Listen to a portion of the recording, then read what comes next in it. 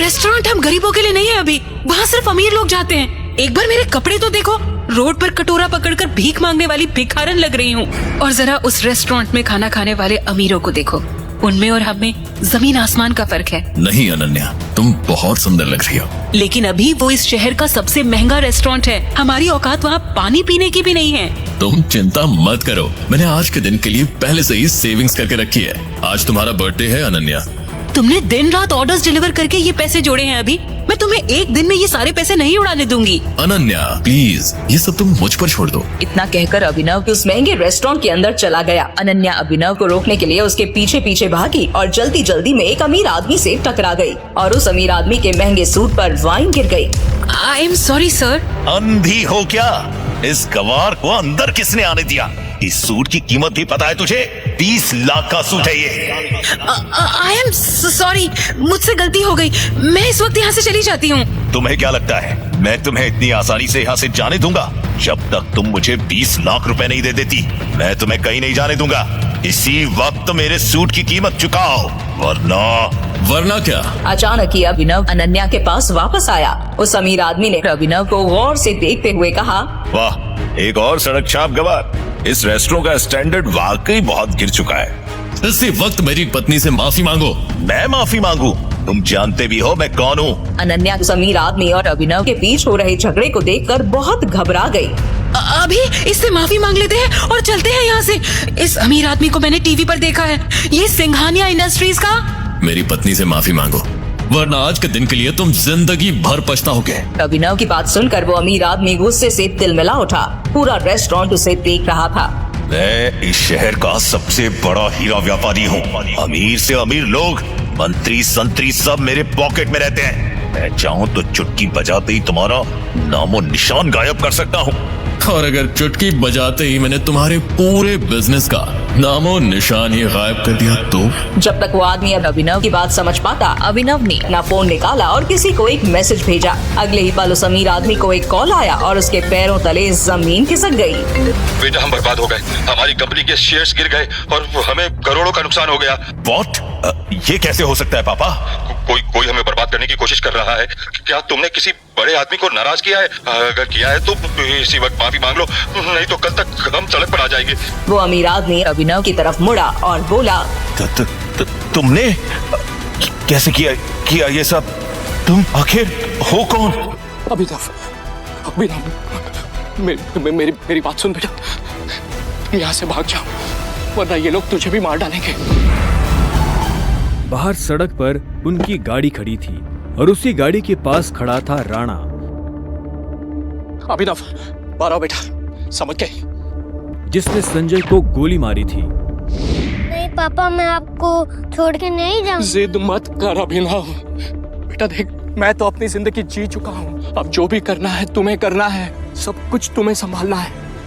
और मेरी बात सुन, एक बार यहाँ से जाए, उसके बाद दोबारा मुड़ के मत देखना, ठीक है? संजय ने कहा और अपनी उंगली में से एक सोने की अंगूठी निकालकर अभिनव को थमा दी। उस पर टी लिखा हुआ था। और एक बात हमेशा याद रखना, अपनी आखिरी सांस तक लड़ना है, समझ गया ना टाइगर? संजय ने अभिनव के माथे को चूमा। Run tiger, run tiger run! और अपनी बंदूक लेकर उन लोगों का सामना करने के लिए गली से बाहर निकल गए। संजय जैसे ही अपनी गाड़ी के पास पहुंचे तो राणा ने संजय पर बंदूक तान दी। टाइगर, इसका चेहरा मत भूलना।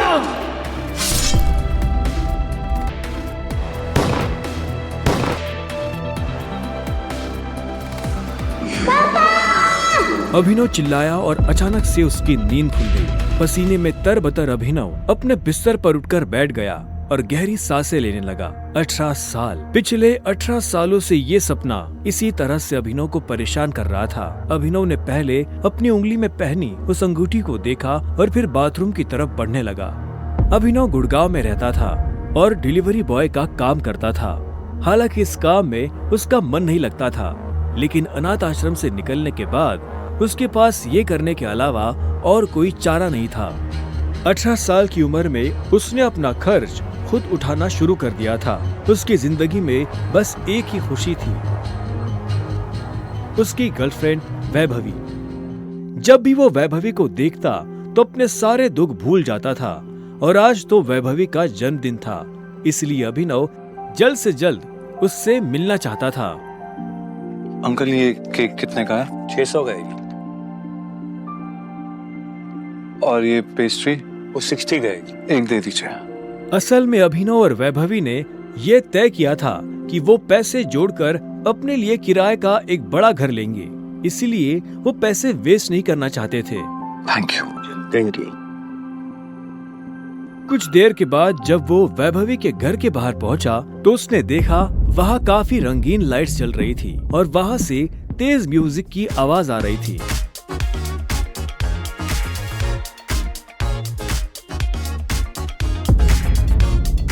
वैभवी,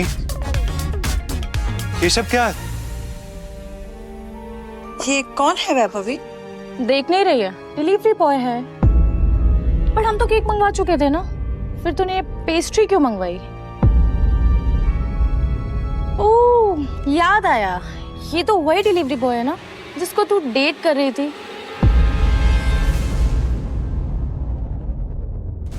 ओह कम ऑन यार वैभवी, तेरा स्टैंडर्ड इतना गिर जाएगा मुझे नहीं पता था।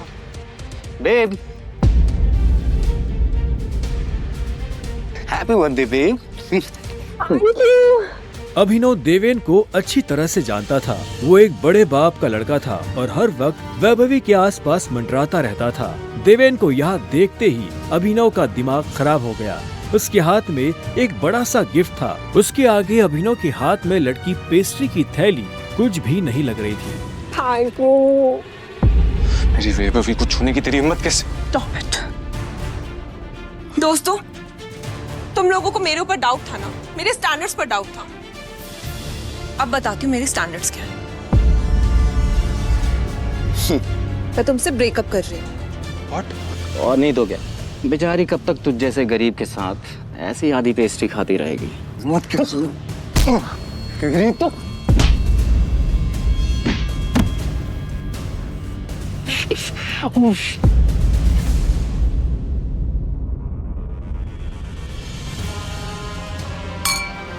ये तुमने ठीक नहीं किया वैभवी।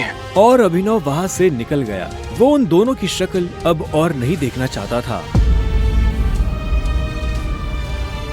उसकी आंखों में आंसू थे और उसका दिल बुरी तरह टूट चुका था। हर घूंट के साथ उसकी आंखों के सामने वो दृश्य आ रहा था जिसमें देवेन वैभवी के गालों को चूम रहा था। ये तुमने अच्छा नहीं किया वैभवी, तुमने बिल्कुल अच्छा नहीं किया। बहुत गलत किया तुमने मेरे साथ, बहुत गलत किया। अभिनव धोखे के नशे में डूबकर बेहोश हो चुका था, लेकिन उसके लिए ये रात यहाँ खत्म नहीं होने वाली थी। उधर जब अभिनव सड़क पर बेहोश हो गया था तब इधर सनी सिंह अपनी गाड़ी में बैठा बेचैन हो रहा था। सनी सिंह की बहन अनन्या उसके गले का कांटा बन गई थी। सनी अपने दादा हरदेव पाल सिंह की नजर में आने के लिए और अनन्या को रास्ते से हटाने के लिए कुछ भी कर सकता था और आज वो अपनी गाड़ी में अपने आदमियों के साथ निकल पड़ा था अपनी बहन को सबक सिखाने के लिए।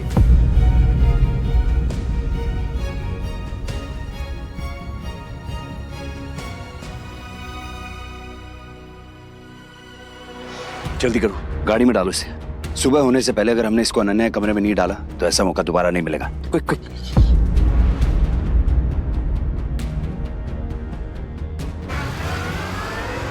सनी के आदमी अभिनव को उठाकर सीधा रूम नंबर 409 में घुस गए। इसके कपड़े उतारो और बेड पे लिटाओ उसको। कपड़े उतारो इसके। उन्होंने अभिनव को बहुत आहिस्ते से उस बिस्तर पर लेटा दिया। वहाँ पहले से सनी की बहन अनन्या सोई हुई थी। सुबह जब अभिनव ने करवट बदली तो उसका हाथ एक नरम हाथ से टकरा गया। अभिनव की नींद टूटी और उसने देखा कि वो एक अनजान लड़की के बगल में लेटा हुआ था।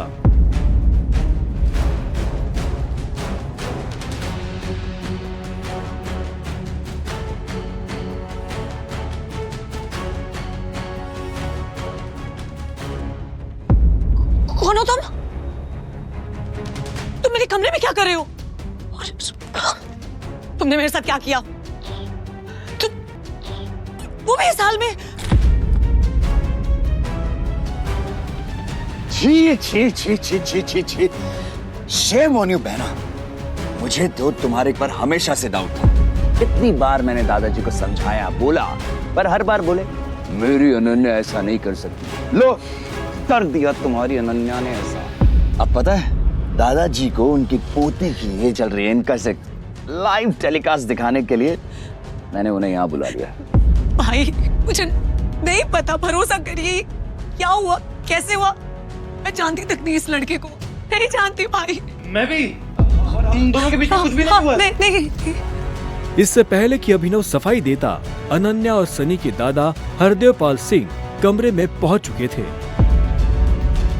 उनके पहनावे से समझ आ रहा था कि वो बहुत अमीर आदमी थे। अनन्या को इस हाल में देख उनकी आंखें गुस्से में लाल हो गई थी। मुझे तुमसे ये उम्मीद नहीं थी। दादाजी, आप जैसा सोच रहे वैसा बिल्कुल नहीं है। अनन्या, तुम्हें अच्छे से नियम पता थे, फिर भी तुमने सारे नियम तोड़ दिए। नहीं दादाजी, नहीं। और तू? जब अभिनव की नजर हरदेव से मिली तो उसे लगा कि वो अपनी आंखों के सामने मौत देख रहा है। तूने मेरी पोती के साथ आज से हमारे परिवार के कानून के हिसाब से तू सिंह परिवार का दामाद है। क्या? हम दोनों के बीच में लेकिन कुछ हुआ ही नहीं है। दादाजी, कुछ नहीं हुआ है। कुछ नहीं किया है ना तुम दोनों ने? तो क्या ये था?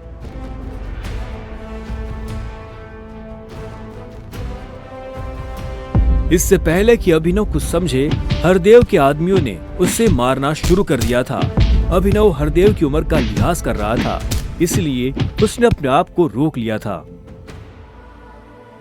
अनन्या, इसे हॉस्पिटल भेज देना ताकि शाम को अकरम की पार्टी में आने के लिए ठीक ठाक से तैयार हो जाए।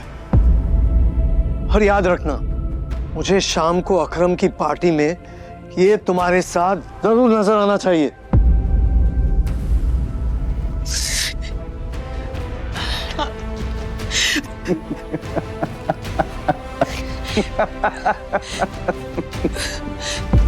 क्यों मेरी जिंदगी बर्बाद कर दी तुमने? क्यों? अभिनव के पास इस सवाल का कोई जवाब नहीं था। वहां जाकर अभिनव शाम को होने वाली पार्टी के लिए तैयार होने लगा। उससे हरदेव और उसके आदमियों का डर नहीं था। वो जानता था कि अनन्या पहले से काफी मुश्किल में थी और वो अपनी वजह से उसकी मुश्किलें और नहीं बढ़ाना चाहता था। अभिनव के पास ले देकर सिर्फ एक ब्लेजर था, वो भी उसके पापा का। वो जगह जगह से फटा और उधड़ा हुआ था, लेकिन जब अभिनव ने उसे पहना तो उसकी खूबसूरती ने ब्लेजर की सारी कमियां ढक दी। अभिनव का अंदाजा सही था। अनन्या का घर काफी बड़ा था। वो एक अमीर परिवार की लड़की थी। जितना अभिनव महीने का कमाता था, उतने की अनन्या ने सैंडल्स पहनी हुई थी। अनन्या की आंखों में दिख रहा था कि वो अभिनव से कितनी नफरत करती थी। अभिनव भी पार्टी में इतने बड़े लोगों के बीच जाने से घबरा रहा था। उसी घबराहट में उसने कब अपने पापा की अंगूठी को उंगली में गोल गोल घुमाना शुरू कर दिया, उसे पता ही नहीं चला।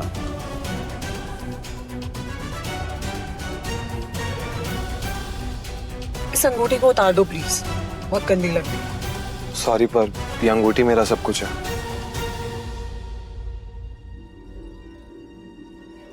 अकरम का घर किले जैसा था, जिसके चारों तरफ बाउंसर्स बंदूकें लिए खड़े थे। जैसे ही अनन्या और अभिनव अंदर आए तो इतने में उसकी नजर देवेन से टकरा गई।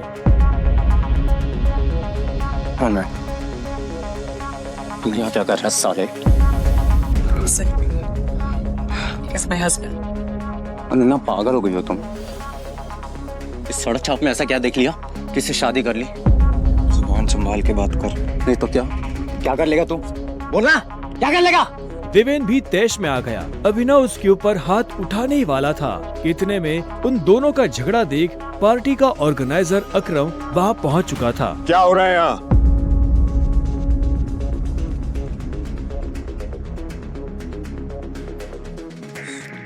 अकरम सर, देखिए इस आदमी को, ये क्रिमिनल है, जबरदस्ती आपकी पार्टी में घुसाया। इधर आओ।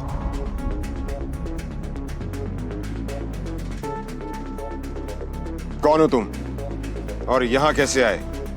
एक्चुअली ये मेरे पति है। अकरम को अनन्या की बात पर विश्वास नहीं हुआ। तुम इस पार्टी में इनवाइटेड नहीं हो।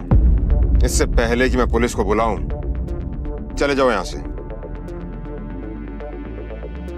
Thank you Akram sir. Ananya, तुम भी इससे दूर हो, साला गरीब कहीं का। रुको। अकरम भागते हुए अभिनव के पास गया और उसकी अंगूठी को देखने लगा। मुझे तुमसे कुछ जरूरी बात करनी है, अकेले में। अच्छा, चलो। अकरम ने कहा और अभिनव का हाथ पकड़कर उसे अपने साथ अंदर ले जाने लगा। अनन्या, देवेंद्र, सनी और पार्टी में मौजूद बाकी लोग ये देख हैरान हो गए थे। कुछ देर बाद जब वो अकरम के कमरे में पहुंच गए तो अकरम ने दरवाजा बंद किया और अभिनव के पास आकर बोला, मैं तुम्हारी ये अंगूठी देखना चाहता हूँ। क्यों? डरो बात, मैं ऐसे मांगने वाला नहीं हूँ, बस मुझे इसमें कुछ देखना है, प्लीज।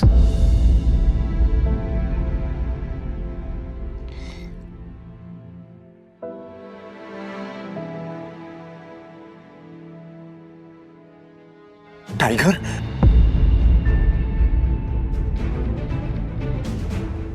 टाइगर?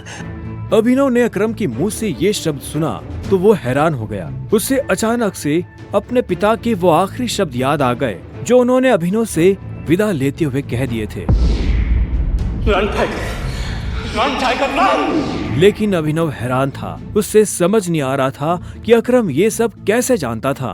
आखिरकार मैंने तुम्हें ढूंढ ही लिया टाइगर। टाइगर? हाँ, 18 सालों से मैं तुम्हें ढूंढने की कोशिश कर रहा हूं। तुम हमारे टाइगर हो, हमारी हजारों करोड़ों की एम्पायर के वारिस, जिसे हम 3 दोस्तों ने मिलकर शुरू किया था।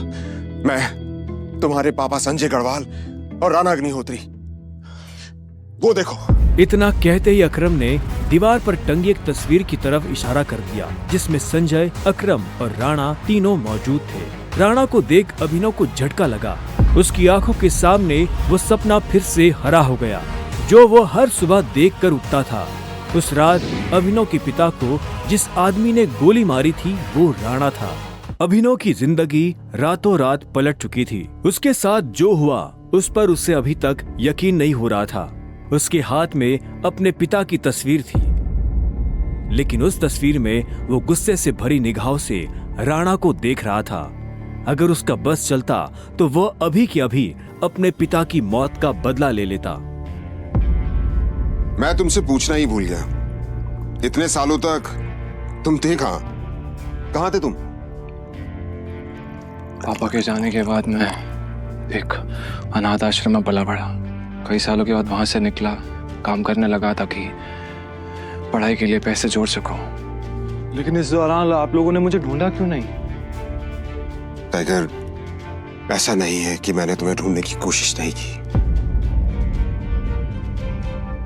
जैसे कि मैंने तुम्हें बताया कि तुम्हारे पापा के जाने के बाद माफिया वर्ल्ड में अफरा तफरी मच गई थी। हम उसे भी संभाल रहे थे और तुम्हें भी ढूंढने की कोशिश कर रहे थे, लेकिन वक्त के साथ साथ तुम्हारा चेहरा भी बदल रहा था, इसलिए तुम्हें ढूंढने में बहुत मुश्किल हो रही थी। फिलहाल अब तुम मिल गए हो। अब तुम्हें देखकर मोंटी और बाकी सब लोग बहुत खुश होंगे।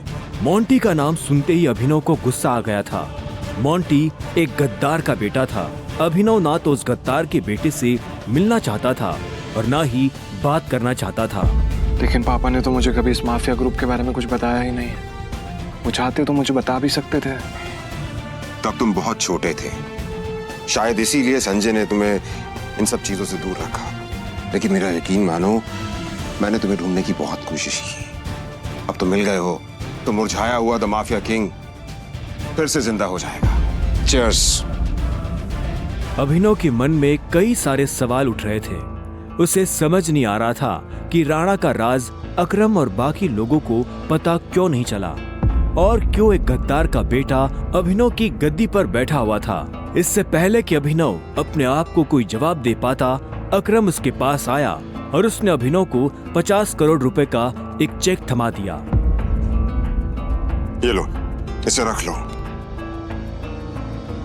जब तक तुम टाइगर की पोजीशन नहीं पा लेते तब तक तुम्हें इसकी जरूरत पड़ेगी। अभिनव ने अकरम के हाथ से चेक लिया और उसे देखने लगा। उसकी जिंदगी पलट तो गई थी, लेकिन अभी भी ऐसे कई सवाल थे जिनके जवाब उससे नहीं मिले थे। एक बात और, तुम्हारी असली पहचान के बारे में फिलहाल किसी को कुछ पता नहीं लगना चाहिए। इसलिए अभी तक जैसे जीते आए थे वैसे ही जीते रहना, समझे? अभिनव ने हाँ में सिर हिलाया और दोनों कमरे से बाहर आ गए। इधर अनन्या चिंता भरी निगाहों से उस कमरे के दरवाजे को देख रही थी जिसमें अभिनव और अकरम थे। वो ये जानने के लिए बेताब थी कि उन दोनों के बीच अंदर क्या बात हो रही थी और अभिनव को आने में इतनी देर क्यों लग रही थी। लगता है आज अभिनव अपनी दवा चखेगा।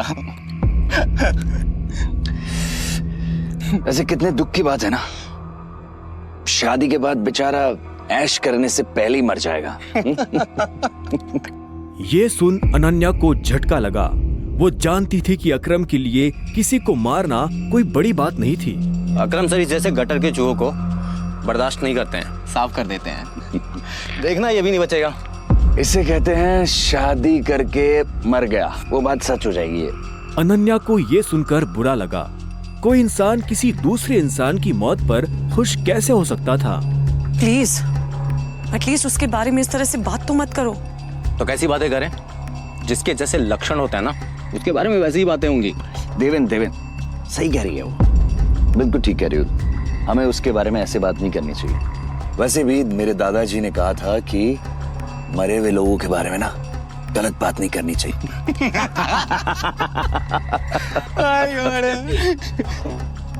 इससे पहले कि अनन्या कुछ कहती, अकरम अभिनव को लेकर बाहर आ रहा था। अभिनव के बदन पर एक छोटी सी खरोच भी नजर नहीं आ रही थी। जब देवेन और सनी ने ये देखा तो उनका मुंह हैरानी के मारे खुला का खुला रह गया। इसे देख के तो लग ही नहीं रहा है कि अकरम सर ने इसे हाथ भी लगाया है। वैसे जितनी देर तक ये दोनों कमरे के अंदर थे, अब तक तो इसकी नाक टूटी हुई होनी चाहिए थी, पर ये तो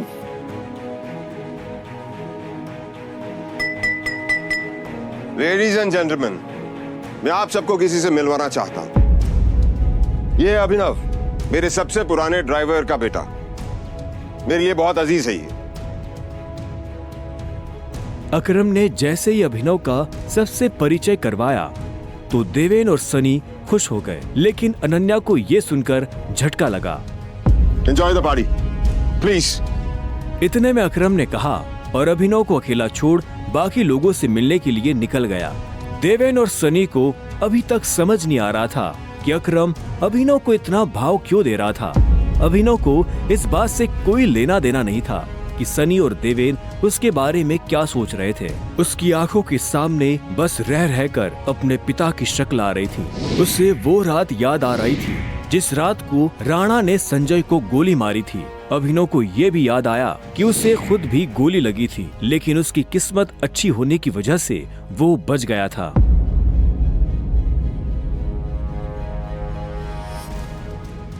मुझे नहीं लगा था कि तुम अपने पैरों पर बाहर भी आ पाओगे।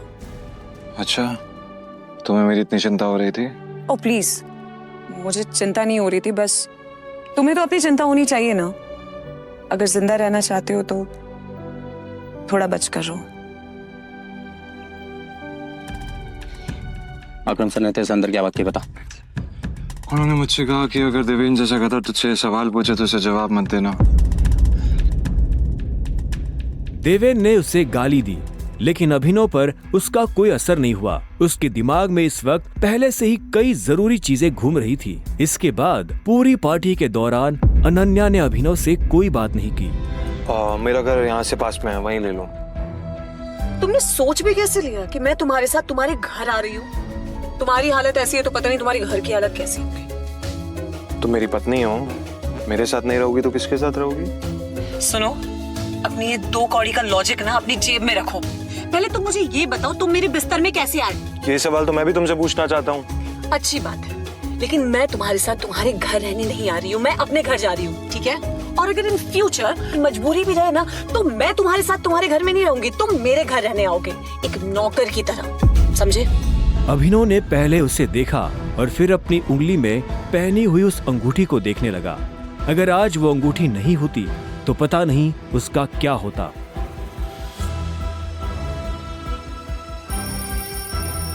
अगली सुबह जब अभिनव का अलार्म बजा तब वो फिर से वही सपना देख रहा था। अलार्म की आवाज सुन वो झटके से उठा और अपने बिस्तर पर बैठ गया। उसने उठते ही मन ही मन सबसे पहले अकरम को धन्यवाद दिया, जिसने उसके पिता की कंपनी को इतने सालों बाद भी जिंदा रखा, लेकिन साथ ही उसे अपने पिता को खोने का मलाल भी था। इसी ख्याल के साथ अभिनव बिस्तर से उठा और अपने काम पर जाने के लिए तैयार होने लगा। अकरम के हिसाब से उसकी डिलीवरी बॉय की जॉब उसे अपनी पहचान छुपाने में काफी मदद कर सकती थी। अभिनव ने अपनी जेब में अकरम का दिया हुआ चेक डाला और घर से निकल गया।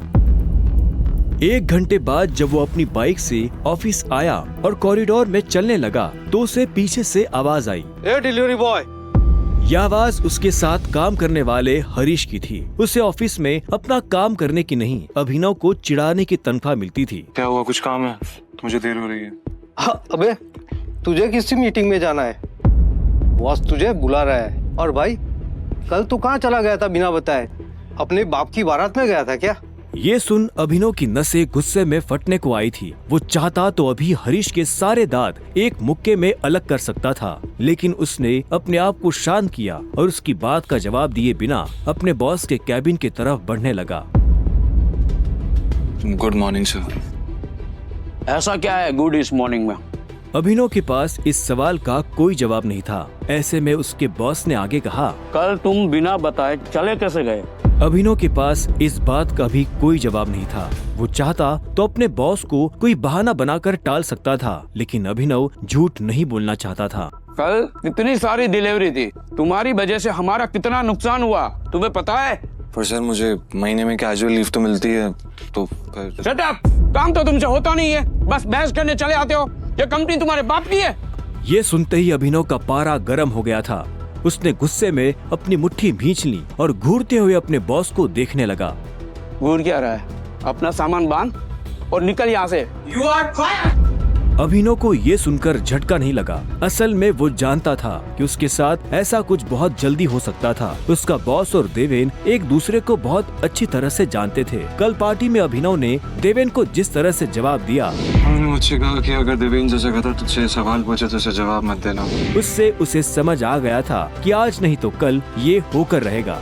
ठीक है, कोई बात नहीं, मैं चला जाता हूँ। जो मैंने पूरा महीना काम किया है उसकी सैलरी दे दीजिए। सैलरी? तेरी वजह से हमारा जो नुकसान हुआ उसकी भरपाई अगर मैं तेरी सैलरी से भी करूँ ना, तो भी तुम्हें अपनी जेब से 10,000 रुपए देने पड़ेगी। शुक्र मना कि वो मैं तुझसे नहीं मांग रहा, इसलिए चुपचाप निकल यहाँ से। क्या बोल रहे हो सर आप?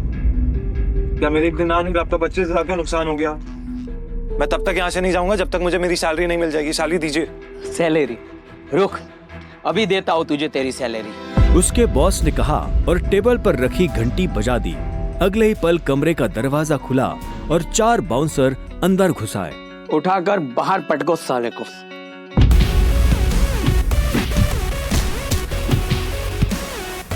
बॉस के मुंह से ये सुनते ही वो चारों अभिनव पर धावा बोलने के लिए टूट पड़े, लेकिन इससे पहले उनमें से कोई अभिनव पर हमला कर पाता, अभिनव ने उन्हें पटकनी दे दी थी। उसने किसी का हाथ तोड़ा तो किसी का पाँव, किसी के पेट में मुक्का मारा तो किसी के पेट पर लात। देखते ही देखते बॉस के सारे आदमी ढेर हो गए थे। बॉस ये देख भौचक्का रह गया था। अभिनव अब सीधा बॉस के पास आया और उसकी गर्दन पकड़कर बोला, बॉस ने घबराहट में अपने ड्रॉर से कैश निकाला और कांपते हाथों से अभिनव को थमा दिया। अभिनव ने कैश देखा और बॉस की गर्दन छोड़ वहाँ से बाहर निकलने लगा। इससे पहले कि वो बाहर आता, उसने बॉस की आंखों में देखा और बोला, और एक बात याद रखना, अगर आज के बाद किसी के बाप पे गया ना तो गर्दन तेरी होगी, पंजा मेरा।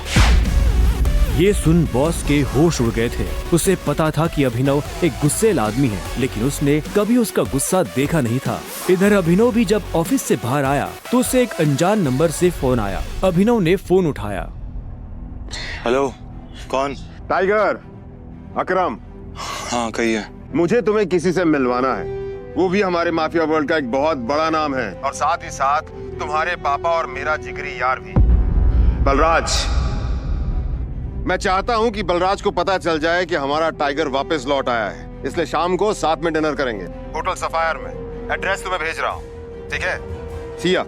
क्या आपको सच में लगता है मुझे बलराज जी से मिलना चाहिए? वो अभी तक बलराज के नाम से कांप रहा था। अकरम भी उसकी घबराहट समझ गया था। बलराज जी, सिर्फ बलराज कहो। तुम टाइगर हो यार, और जंगल में सारे जानवर टाइगर के नाम के आगे जी लगाते हैं, लेकिन टाइगर कभी किसी जानवर के नाम के आगे जी नहीं लगाता। चलो शाम को मिलते हैं, बाय। अकरम के मुंह से ये बात सुनते ही अभिनव का कॉन्फिडेंस बढ़ गया था। वो अब उस टाइगर जैसा महसूस कर रहा था जो जू से निकलकर जंगल में आ गया हो। अभिनव अपने पुराने ऑफिस से निकलने के बाद अपने घर आ गया था। वो इतने आराम से अपने बिस्तर पर आखिरी बार कब लेटा था उसे याद ही नहीं था। वो बड़ी एक्साइटमेंट के साथ कमरे के दरवाजे की तरफ देख रहा था। Pizza delivery. सर, ऑर्डर सिर्फ 500 का था, आपने मुझे 1000 क्यों दिए? तुम डिलीवरी वाले बहुत मेहनत करते हो दोस्त, ये 500 रुपए तुम्हारी टिप। Thank you sir. इधर अभिनव उस पिज्जा बॉक्स को ध्यान से देख रहा था। उसे याद नहीं आ रहा था कि उसने आखिरी बार पिज्जा कब खाया था। वैभवी और अपने लिए घर लेने के चक्कर में उसने अपनी कितनी इच्छाओं को मारा था, इसका एहसास उसे आज हो रहा था, लेकिन अब वो रुकने वाला नहीं था। शाम को अभिनव होटल सैफायर जाने के लिए तैयार होने लगा था। उसने ग्रे कलर की शर्ट और ब्लैक कलर की पैंट पहनी थी। अभिनव के पास पहनने के लिए इससे अच्छा और कुछ नहीं था। जैसे उसने होटल को बाहर से देखा तो देखता ही रह गया। उसने आज तक इतने बड़े होटल को इतने पास से नहीं देखा था। रुको, अंदर का जा रहा है? अंदर ही जा रहा हूँ, क्या दिक्कत है? अंदर जाना है तुझे? तुझे क्या लगता है कि मैं तुझे अंदर जाने दूंगा? क्यों नहीं जा सकता मैं अंदर? अभिनव समझ गया था कि चीफ सिक्योरिटी ऑफिसर उसके कपड़े देखकर उसे जज कर रहा था। सुन, मैं तेरे जैसे लोगों को बहुत अच्छे से जानता हूँ, फालतू का तमाशा मत कर, निकल यहाँ से। कैसे जानता है तू मुझे? रिश्तेदार है मेरा, जब मैं अंदर जाने के लिए आया हूँ तो वापस क्यों जाऊंगा? ये होटल क्या तेरे बाप की है? बोलना। ये सुनते ही अभिनव का माथा गर्म हो गया, लेकिन उसने गुस्से में कुछ नहीं किया। वो शांत रहा ताकि लोगों का ध्यान उसकी तरफ ना जाए। अभिनव 2 कदम पीछे हटा और उसने फोन निकालकर अकरम को फोन मिला दिया। हाँ टाइगर, कहाँ पहुँचे? मैं ये होटल की एंट्री पे हूँ अकरम। हमारा टेबल नंबर क्या है? Table number? अरे मैं इस होटल का मालिक हूँ, मुझे टेबल बुक करने की जरूरत नहीं है। तुम अंदर जाओ और आराम से बैठो, बस मैं पहुँचने ही वाला हूँ। मैं अंदर नहीं जा पा रहा हूँ, यहाँ पे कोई ये सिक्योरिटी वाला खड़ा है, वो कह रहा है कि मेरे जैसे इंसानों को अंदर नहीं जाने देता है। वो नहीं, ये कथा। तुम एक काम करो, बस 10 मिनट में मैं पहुँचने वाला, तो वेट करो, ठीक है? और ये इस ऑफिसर की वजह से मैं तुमसे माफी मांगता हूँ। ठीक, नहीं कोई बात नहीं। क्यों, बहुत हीरो बन रहा था ना? मैंने कहा था मैं तुझे अंदर जाने नहीं दूंगा। अगर प्रधानमंत्री को भी कॉल करेगा ना तब भी नहीं, समझा? चल निकल यहाँ से। अरे वो देखो, तुम्हारा निठल्ला एक्स। आजा मजे लेते इसके।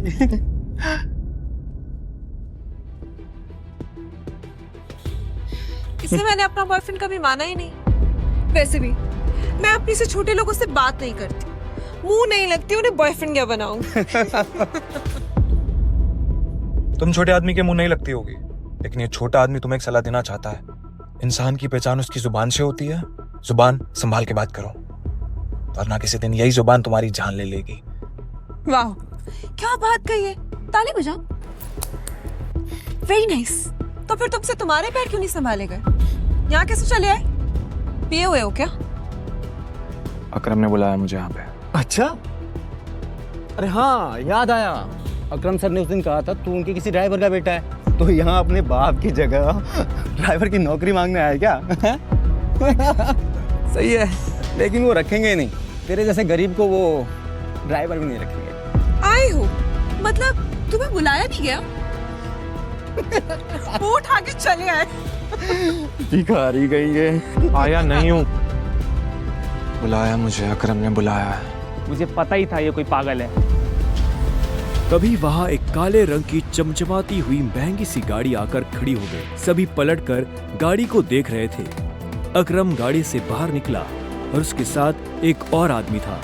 वो देखने में लंबा चौड़ा और मजबूत था। वो और कोई नहीं बल्कि बलराज था। वो एक बहुत ही फेमस कपड़ों की कंपनी का मालिक था और साथ ही द माफिया किंग का एक मजबूत पिलर। उसे देख अभिनव की आंखें खुली की खुली रह गई। उसने बलराज के बारे में सुना था। क्या आपको सच में लगता है मुझे बलराज जी से मिलना चाहिए? उसे तस्वीरों में देखा था, लेकिन तस्वीरों में देखने और सामने से देखने में जमीन आसमान का अंतर नजर आ रहा था। उसके मन में यह सवाल उठ रहा था कि आखिर बलराज उससे क्यों मिलना चाहता था। क्या चल रहा है यहाँ? सॉरी सर, लेकिन इस आदमी ने मुझे और कस्टमरों को काफी परेशान किया हुआ है। मैं स्टोर को अंदर जाने से रोक रहा हूँ तो ये यहाँ पे तमाशा कर रहा है। क्या तुम्हारी हिम्मत कैसे हुई इसे चोर कहने की? तुम होते कौन हो इसे अंदर जाने से रोकने वाले? ये होटल तुम्हारे बाप ने खोल रखा है क्या? ये मेरा मेहमान है और तू आज के बाद इस होटल के आसपास भी दिखाई दिया ना तो तेरी टांगे तोड़वा दूंगा। Get lost. Sorry sir.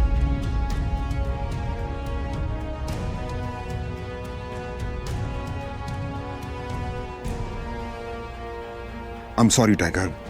इस बेवकूफ की वजह से असल में तो छोटा आदमी का दुश्मन बना हुआ है आजकल। आओ चलो। अकरम ने अभिनव को अपने साथ अंदर आने का इशारा किया। अभिनव अकरम के पीछे चला जा रहा था। उसे महसूस हो रहा था कि बलराज भी अपने भारी भरकम पैरों के साथ अभिनव के पीछे आ रहा था। कुछ देर के बाद वो होटल के एक आलीशान से कमरे के बाहर आ चुके थे।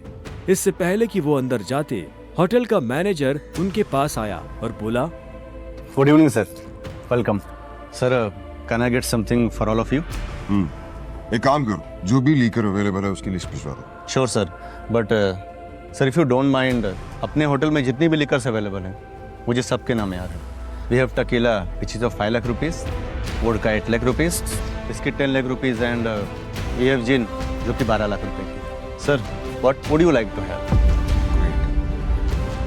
क्या है कि आज मेरे यहाँ बहुत खास मेहमान आए हैं, तो इसलिए जो सबसे महंगी है वो भिजवा दो और बाकी सब चीजें। Sure sir, I will get the best liquor for all of you. Good evening sir. Good evening sir.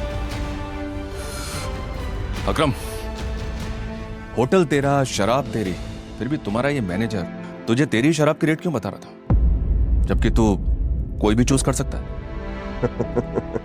वो इसलिए मेरे दोस्त क्योंकि मैं दिन देखकर शराब मंगवाता हूँ और आज का दिन मेरे लिए, इनफैक्ट हम सबकी जिंदगी के लिए बहुत इंपॉर्टेंट दिन है, इसलिए मैंने हम तीनों के लिए महंगी शराब मंगवाई। So let's enjoy. अच्छा आओ। Okay, let's enjoy. अब तुम्हें यहाँ अपनी पहचान छुपाने की जरूरत नहीं है। ये रूम प्राइवेट भी है और सबसे सेफ भी। बैठो। वो एक आलीशान कमरा था। वो तीनों बैठ गए। तब अभिनव बलराज को बहुत ध्यान से देख रहा था। बलराज, आज मैंने तुम्हें यहाँ एक बहुत इंपॉर्टेंट इन्फॉर्मेशन देने के लिए बुलाया है। हमें संजय का बेटा टाइगर मिल गया है, लेकिन फिलहाल वो अंडरकवर है, इसलिए उससे तुम्हें मैं बाहर नहीं मिलवा सकता था। Sir, your snacks and drink.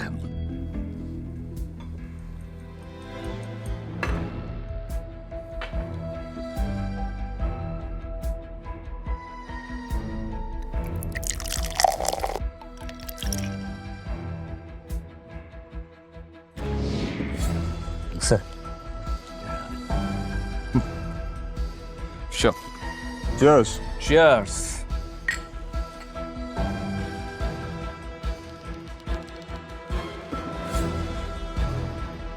तो यही है टाइगर? हाँ, ये है हमारा टाइगर। और मैं चाहता था ये हमारी टीम के बड़े और भारी मेंबर्स से मिलने, और मिलने के बाद जिस तरफ हम बढ़ रहे हैं उस तरफ बढ़ने में ये हमें लीड करे।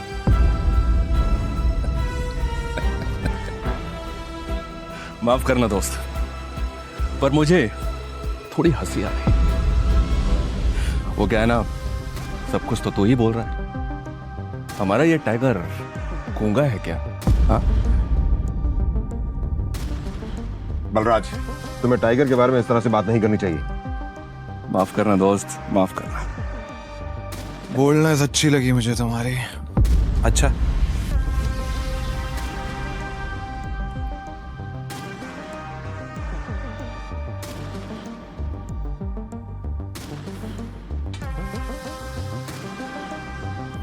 हो गए तुम बॉस, लेकिन ये मत भूलना तुम किसके सामने बैठे हो।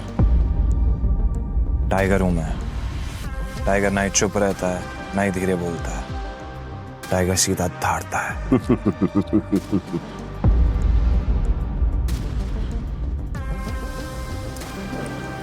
तो तुम टाइगर हो,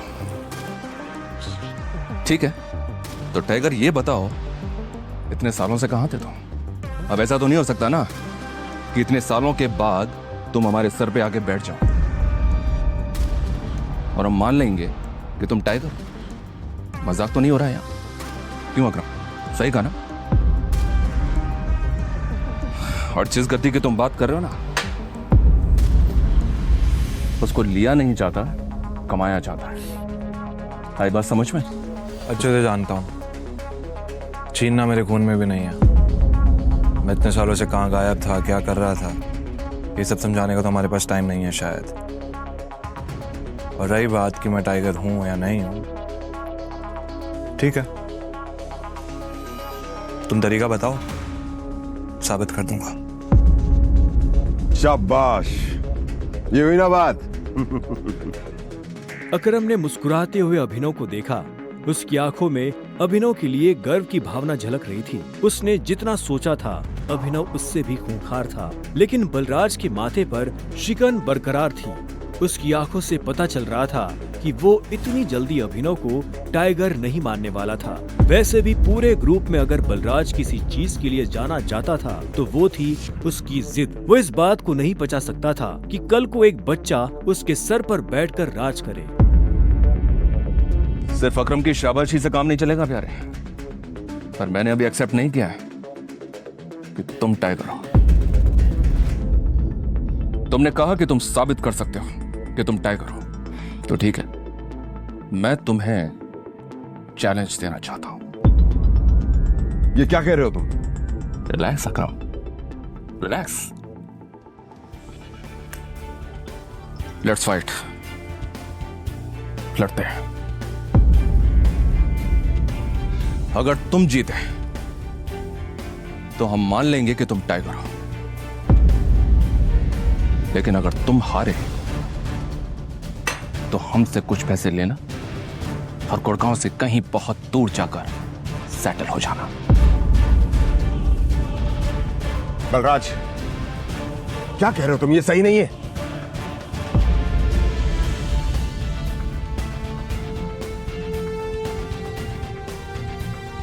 लेट्स फाइट। कब करनी है लड़ाई? नहीं टाइगर, होल्ड। देखो, तुम्हें किसी को भी कुछ भी साबित करने की जरूरत नहीं है। That's it। अकरम, मैं जो भी कर रहा हूँ अपनी मर्जी से कर रहा हूँ। आज जो बलराज मेरे मुंह पे बोल रहा है, मैं नहीं चाहता कल को कोई गहरा गहरा मेरी पीठ पीछे बोला है। अकरम ने अभिनव की आंखों में संजय जैसे तेवर देखे तो उसने एक गहरी सांस ली और सब ऊपर वाले के भरोसे छोड़ दिया।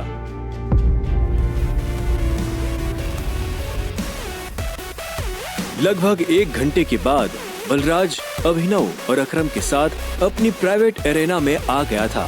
ये वही एरेना थी जहां पर बलराज अक्सर लड़ाई किया करता था।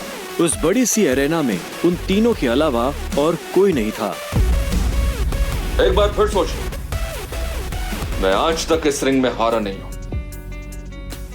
तुम इस रिंग में आज तक इसलिए नहीं हारे हो बलराज, क्योंकि तुम्हारा सामना आज से पहले संजय के बेटे टाइगर से नहीं हुआ था। तो अकरम मियां, किस पर दाव लगाओगे? मुझ पर या इस पर? बेवकूफों जैसी बात मत करो। भला टाइगर के होते हुए किसी और पर दाव लगाया जा सकता है क्या? सोच लो, बहुत बुरी तरह पछताओ। दुनिया हंसेगी तुम पर, मुंह दिखाने लायक नहीं रहोगे। चलो फाइट शुरू करते हैं। अभिनव ने बलराज को ऊपर से नीचे तक देखा। वो देखने में भारी था और अभिनव उसके इसी भारीपन पर वार करने वाला था। दोनों के बीच लड़ाई शुरू हुई। उसने जैसे ही अभिनव पर पहला मुक्का मारा तो अभिनव एक बार को सन्न रह गया। और एक बात हमेशा याद, अपनी आखिरी सांस तक लड़ना है, समझ गया ना टाइगर? ये किसको लेकर आ गए? ये हम पे राज करेगा? हाँ, मैंने कहा था ना कि कोई भी हमारे सर पे आकर बैठ जाएगा और बोलेगा कि मैं टाइगर हूं, और हम मान लेंगे? बिल्कुल नहीं। Come on. उसका मुक्का अभिनव की नाक तोड़ता उससे पहले ही अभिनव को होश आ गया और उसने अपना सर नीचे झुका लिया। बलराज का मुक्का खाली गया और वो पलटकर अभिनव को देखने लगा। अभिनव गंभीर था। उसे याद आ रहा था कि बचपन से ही उसके पिता संजय ने उसे लड़ना सिखाया था। बलराज को इस बार गुस्सा आया। वो फिर से तेजी से अभिनव की तरफ बढ़ा और अभिनव ने झुक करके उसके पैर पर लात मार दी। बलराज अपने आप को संभाल नहीं पाया। अरे बलराज, सरेंडर कर दो, क्यों अपना रिकॉर्ड खराब कर रहे हो? मैं बाहर किसी से नहीं कहूंगा कि तुम टाइगर से हार गए। बलराज एक के बाद एक अभिनव पर मुक्के बरसाना शुरू कर दिए। अभिनव ने अपने आप को उसके मुक्कों से बचाया।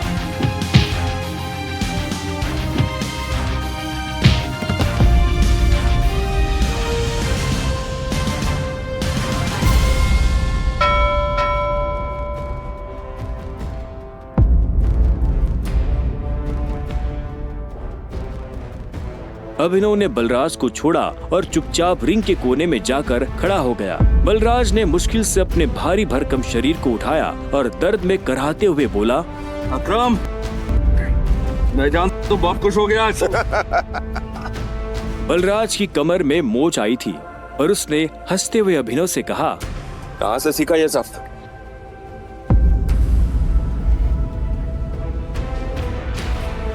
जरा पियोगे मेरे साथ? आज की पार्टी मेरी तरफ से। बलराज, ऐसे नहीं कहते, ऐसे कहते हैं कि टाइगर जी, क्या आप मेरे साथ शराब पिएंगे, पार्टी करेंगे? इस तरह। टाइगर जी, क्या आप आज मेरे साथ शराब पीना पसंद करेंगे? पार्टी करेंगे? हाँ? ओके? राइट। क्यों नहीं?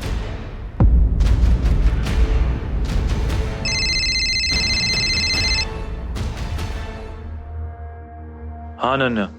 देखो, मेरे मम्मी पापा आ गए हैं। जो कुछ भी हुआ है उन्हें सब पता चल चुका है। वो तुमसे मिलना चाहते हैं तो तुम जहाँ भी हो अभी कभी घर आओ। क्या अभी? हाँ, तो इतनी हैरान होने की जरूरत नहीं है। जो किया अब उसे भुगतो। वैसे अकरम, बलराज, अभी तुम लोगों के साथ नहीं चल पाऊंगा। मुझे घर पहुंचना है, मेरे ससुराल, मेरे सास ससुराल में। ससुराल? तुम्हारी शादी कब हुई? लंबी कहानी है, कभी और बताऊंगा। सब ठीक तो है ना? हमें मोंटी को बुलाकर बता देना चाहिए कि नहीं बलराज, अभी फिलहाल इसकी असली पहचान किसी के बारे में पता नहीं चलना चाहिए और किसी को पता नहीं चलना चाहिए कि टाइगर लौट आया है। ठीक है? मोंटी जो कर रहा है उसे करने दो। चलो मैं निकलता हूँ। और अकरम, तुम्हें याद है ना मुझे वो नई नौकरी के लिए? डोंट वरी, तुम्हारा काम हो जाएगा। ये सुन अभिनव ने अकरम और बलराज से हाथ मिलाया और वो बाहर आ गया। उसने अपने जाने के लिए एक कैब बुक कर ली थी। टाइगर, ये लो। ये वही शराब है जो हमने होटल में पी थी। अपने सास ससुर को जाकर पिला देना, उनकी 7 पुश्तों में किसी ने नहीं पी होगी। इस सब के लिए थैंक यू अकरम। तुम्हें भी वापस आकर हमारी उम्मीदें जिंदा करने की।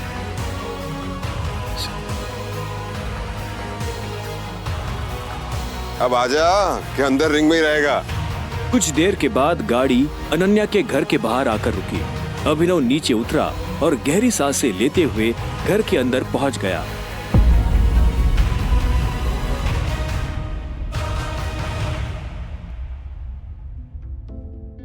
नमस्ते मम्मी जी, नमस्ते पापा जी। ये मैं आप लोगों के लिए लेकर आया था। अरे वाह, क्या बात है, बहुत एक्सपेंसिव है यार। हैं?